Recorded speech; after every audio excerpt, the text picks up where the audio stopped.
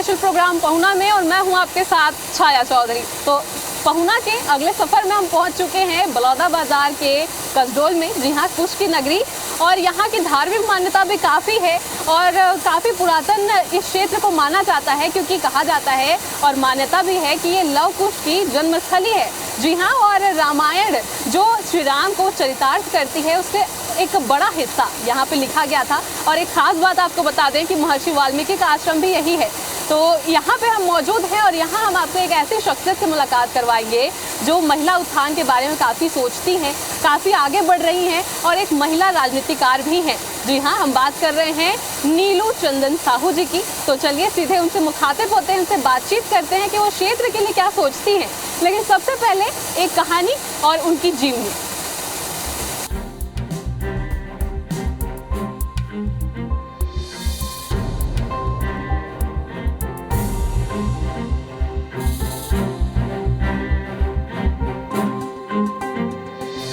महिलाएं जीवन के हर क्षेत्र में पुरुषों के साथ कंधे से कंधा मिलाकर मजबूती से खड़ी हैं और आत्मबल, आत्मविश्वास और स्वावलंबन के साथ अपनी जिम्मेदारी निभाती हैं। वर्तमान में महिला को अबला नारी मानना गलत है। आज की नारी पढ़ लिख कर स्वतंत्र है, अपने अधिकारों के प्रति सजग भी है। ऐसी ही एक सशक्त महिला और युवा नेत्री है नीलू चंदन साहू, जो कसडोल नगर पंचायत के अध्यक्ष है। विवाह बंधन में बंधने के बाद नीलू की जनसेवा की भावनाओं को देखते हुए पति के साथ पूरे परिवार ने भरपूर सहयोग दिया और शादी के बाद भी नीलू के राजनीतिक जीवन में रुचि और तेजी से बढ़ने लगी। नीलू चंदन साहू एक अच्छी राजनीति के साथ साथ एक कुशल नेतृत्व करते हुए पूरे परिवार का भी बखूबी ख्याल रखती है। उनका परिवार उन्हें और भी ऊंचे पद पर देखना चाहता है और उनके पति का कहना है कि उन्हें गर्व है कि अब वो नीलू के नाम से जाने जाते हैं। जब से वहाँ शादी हो गया है तब से मोर घर में लक्ष्मी के रूप से आए हैं।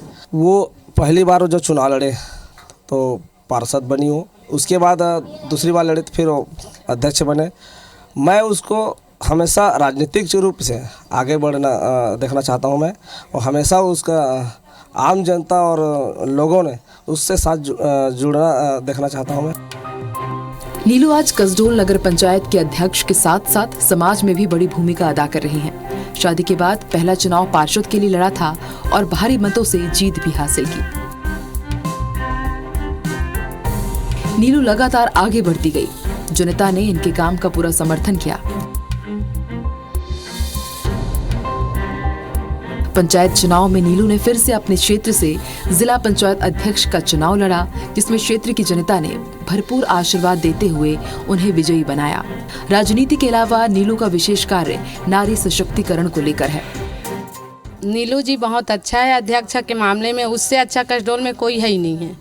हमारी नीलू दीदी जो भी सरकार योजना निकाली है महिलाओं के लिए वो हमारे घर घर तक पहुंचाती है और सड़क वड़क सब बनवाती है। अभी तालाब बनवाई है, बहुत सुंदर है, और वहाँ पर गार्डन बनवाई है शनि मंदिर के पास, वो भी बहुत अच्छा है। अब ऐसे कर बहुत काम, गली काम, मतलब पीसीसी रोड, नाली काम, मनोरंजन का काम जो है बिल्कुल जारी है। हम तो ये कहते हैं कि भविष्य में फिर वो आए। आज भी नीलू चंदन साहू अपने क्षेत्र में गांव की महिलाओं को सशक्त बनाने के लिए अनूठे प्रयास करती रहती है। जब भी नीलू अपने क्षेत्र के दौरे में निकलती हैं, तो महिलाओं का काफिला उनके साथ निकल पड़ता है। नीलू की जनसेवा की भावनाओं को देखते हुए क्षेत्र के लोग अपनी समस्याओं को लेकर घर तक पहुंचते हैं और उस समस्या का समाधान करने का हर संभव प्रयास नीलू चंदन साहू करती हैं। अध्यक्ष बनने के बाद नीलू ने अपने क्षेत्र में कई विकास कार्य करवाए हैं, जिनमें सड़क निर्माण, पेयजल की व्यवस्था समेत कई महत्वपूर्ण कार्यों को धरातल में कर दिखाया है। क्षेत्र की लाडली बहू के काम और जनसेवा की भावना से लोग खूब नीलू को सराहते हैं। नारी वर्ग को लेकर नीलू कहती है कि आज की नारी पुरुषों से किसी भी मामले में कम नहीं है। आज नारी पुरुषों से कंधे मिलाकर चल रही है, चाहे वो किसी भी फील्ड में हो। पुरुषों की तुलना में नारी शक्ति का बराबर योगदान है। आज भी नीलू क्षेत्र के लोगों के साथ हर सुख दुख में कदम से कदम मिलाकर चलती हैं और बच्चों को भी खूब दुलार करती हैं। वो स्कूल फील्ड में अच्छी सहायता की है, बच्चों को बुक्स, खिलौने वगैरह डिस्ट्रीब्यूट किए हैं, ड्रेस वगैरह भी दिए हैं। बहुत सराहनीय से काम कर रही है। यहाँ पानी का भी व्यवस्था ढंग से, राशन, किराना सामान, हर चीज़ की व्यवस्था है। जैसे गरीब दुखी के पास कुछ होता नहीं है तो भी मतलब घर में जाकर दे देते हैं, और जैसे हम बीमार भी पड़ जाते हैं ना तो हमारे बच्चों को जैसे लाना ले जाने के लिए सपोर्ट भी करते हैं इन लोग, दोनों के दोनों। नीलू अपने आप को एक अच्छी जनसेवक के रूप में आगे देखना चाहती हैं। इसके लिए न केवल उनका परिवार बल्कि पूरे क्षेत्र के लोग उनका भरपूर सहयोग करते हैं। क्षेत्र में नीलू के विधानसभा चुनाव लड़ने की बात हर कोई कह रहा है। नीलू कहती हैं कि चुनाव में अगर कांग्रेस पार्टी ने उन पर विश्वास दिखाया तो जरूर जीत कर दिखाएंगी। नीलू अपने पति को अपना आइडल मानती हैं। दुनिया में कुछ भी असंभव नहीं है। इंसान के पास वो ताकत है कि वो हर असंभव परिस्थिति को, हर असंभव चीज को संभव कर सकता है, लेकिन उसके लिए चाहिए दृढ़ संकल्प और आत्मबल। और उसी दृढ़ निश्चय और आत्मबल को लेकर आगे बढ़ रही हैं कसडोल की नीलू साहू जी। और नीलू साहू से हम सीधे बातचीत कर लेते हैं, उनसे जान लेते हैं कि उस क्षेत्र के लिए वो क्या कर रही हैं, आगे क्या कुछ करना चाहिए। चलिए सीधे मिलते हैं नीलू जी से। तो नीलू जी, स्वागत है आपका हमारे खास प्रोग्राम पहुना में। जी धन्यवाद। तो नीलू जी, सबसे पहले तो यही जानना चाहेंगे कि क्षेत्र में महिलाओं की गति को जिस हिसाब से हम देख रहे हैं और आज जिस हिसाब से आगे बढ़ रही हैं, तो इन सबसे हटकर अगर देखें तो आपने इसकी शुरुआत कैसे की और आपका जीवन परिचय? जी, मेरा नाम श्रीमती नीलू चंदन साहू है। मैं अभी वर्तमान में अध्यक्ष हूँ नगर पंचायत कसडोल से। जी, मैं आपको बताना चाहूँगी कि सबसे पहले तो जब स्कूल लाइफ स्टार्टिंग होता है इंसान का, उस समय इंसान की जीवन शैली शुरू हो जाती है। क्योंकि बचपन में जब हम कुछ भी कार्य कर रहे हैं तो सोचते हैं कि बड़े होंगे स्कूल जाएंगे। स्कूल जैसे ही गए और स्कूल में कदम रखे तो वहाँ अपना ज्ञान विद्या जानने की इच्छा रहती है। वो सब चीज़ जानते जानते जैसे टीचर लोग पूछते हैं कि आगे क्या बनना है, क्या पढ़ोगे, क्या करोगे करके। एक टीचर ने मेरे से सवाल किया कि लाइफ में आप क्या बनना चाहते हो करके। तो मैंने उसको सरल सभा में बोला कि ज़िंदगी लाइफ में जो सोचे होते हैं वो कार्य कभी पूरा नहीं होते, इसलिए मैं अभी सोची नहीं हूँ करके इस चीज़ को उसका आंसर दी थी। और सभी मेरे मन में जिज्ञासा थी कि मैं कभी भी अगर कुछ काम करूं तो ऐसा काम करूं कि नाम हो जाए, इसलिए मैं अच्छा समाज सेविका में जुड़ गई। शादी होने के बाद में मेरे को आंगनबाड़ी में जॉब भी मिल रहा था, लेकिन मैं एक समाज सेविका के रूप में उभरूं ऐसे मन में विचार आया, तो उस नौकरी को भी हम लोग नहीं किए। गृहस्थ जीवन भी संभाल रही हैं, उसके साथ ही राजनीतिक क्षेत्र में भी इतना आगे बढ़ रही है, तो दोनों को आप मैनेज कैसे करती हैं? जी, ये सब चीज़ बिल्कुल मैं बताना चाहूँगी कि जैसे कि आपको बता दूँ, जैसे कि परिवार में एक ऐसा सदस्य होता है जो आपको नीचे से पुश किया जाता है, पीछे से पुश किया जाता है, तो आप सामने उसमें निश्चित तौर से आगे बढ़ते रहेंगे। जैसे मेरे फैमिली मेम्बर में, चाहे मैं अपने सास की बात करूं तो, कि अपने पति की बात करूं तो, कि अपने बेटे की, कि ससुर की, जिस बात करूं मैं, सब मेरे को पुश किए। तो आपके प्रेरणा स्रोत कौन है वो जानना चाहेंगे, क्योंकि हर वो इंसान जो आगे बढ़ता है उसके पीछे किसी न किसी का हाथ रहता है। तो आपके कौन ऐसे प्रेरणा स्रोत है जिनसे आपने प्रेरणा ली और ये ऐसा काम कर रही हैं? जी, मैं आपको बताना चाहूँगी, जैसे कि कहते हैं लोग कि कोई भी पुरुष के पीछे, कामयाबी के पीछे उस महिला का हाथ होता है, लेकिन मैं सौभाग्य हूँ कि मेरे कामयाबी पे पीछे मेरे पति का हाथ है। और उसकी मंशा थी, और उसको मंशा ये थी कि कभी न कभी आपको मैं पार्षद बनाऊंगा, कि कभी न कभी आपको अध्यक्ष बनाऊंगा। आज उसके चलते ही हम लोग आज यहाँ पर नगर पंचायत अध्यक्ष बने। पिछले कार्यकाल में मैं पार्षद थी, उसके बाद में मैं फिर पार्षद बनी, उसके बाद मैं अध्यक्ष बनी हूँ। हल्ला बोल प्रकोष्ठ में से मैं जिला अध्यक्ष हूँ। अपनी महिला जो समूह है, स्व सहायता समूह, उसमें से मैं अध्यक्ष हूँ। और आद्य शक्ति महिला है, उसमें से मैं मीडिया प्रभारी भी हूँ। तो मैं वही है कि हमारे प्रेरणा जो है मेरे पति हैं, कि हर काम में सहयोग देते हैं, कहीं पर हो कदम से कदम चलते हैं, रात दिन एक कर देते हैं। और यही है कि सब चीज़ की जो है वो मेरे पति हैं जो मेरे को आगे बढ़ाते जा रहे हैं। जी, तो ये तो रहेगी आपकी बात। आप जिस हिसाब से जिस पोस्ट में है, इतने सारे पोस्ट आपने गिना दिए, मैं खुद कंफ्यूज हो गई कि क्या पूछूं क्या ना पूछूं। लेकिन इन सब से हटकर अगर बात करें तो आप महिलाओं को कैसे प्रेरित करती हैं? तो महिला शक्ति के रूप में आप इतना आगे बढ़ चुकी हैं, लेकिन गाँव की महिलाएं जो होती हैं वो थोड़ी सी भोली भाली होती हैं, उनको समझाने में समय लगता है। तो आप उनको कैसे प्रेरित करती हैं, कैसे समझाती हैं? जी, मैं आपको बताना चाहूँगी कि जितने मेरी महिलाएं बहनें हैं, उन लोग के सामने जब बैठो तो पता चलता है कि उसका वास्तविक तकलीफ़ क्या है। उस तकलीफ़ को जानने की कोशिश की कि हाँ आपको यहाँ पर इस चीज़ की तकलीफ़ है, तो उसको जीने की जो ज़िंदगी है उसके बारे में बताती हूँ कि अगर आपके पुरुष ऐसे बोल रहे हैं तो उस कार्य को करो, सास बोल रहे हैं उस काम को करो। माता पिता का काम अगर आप निरंतरता करते रहे हो और उसके बाद में आपको समय मिल जाए तो अपनी जो मन की बात है उसको आप उसको बताइए कि हाँ आज मैं इस काम को करना चाहती हूँ करके।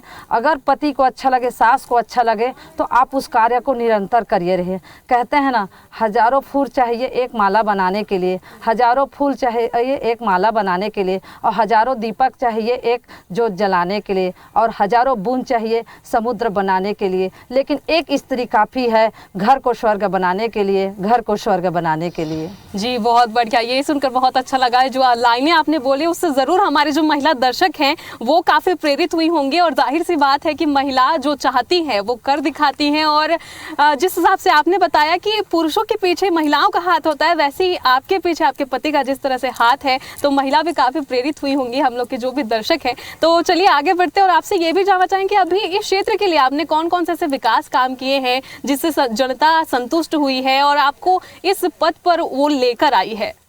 जी मैं बताना चाहूँगी, मैं पिछले कार्यकाल में जिस समय पार्षद थी उस समय मैं ऐसे कार्य की हूँ कि जैसे जो भी मैं 7-8 काम जो भी लाई थी उसको कंप्लीट करके उन लोग को दिखाई।